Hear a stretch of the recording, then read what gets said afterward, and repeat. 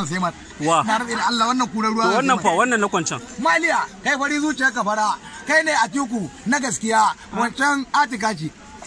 Na rantsi da Allah kai ne Atiku ka ban 500. Kana nufin na fa ba har yanzu. Wancan Atiku wallahi ka budi ka fi su. Ha wanda ya baka 100. Najeriya sai kai Kano sai Abba. Na rantsi da Allah.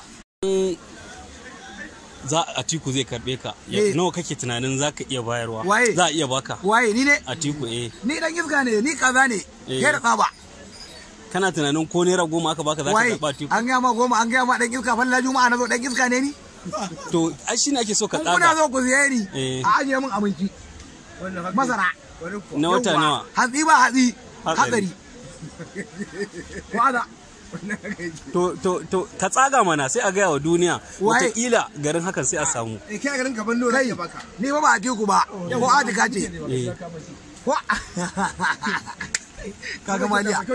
Kaga maliya. Da kyauta ba. Dubu jiran mutum daya kan daki sai an taru margan dutse uban mara uba mai uban ma kai ne ubansa.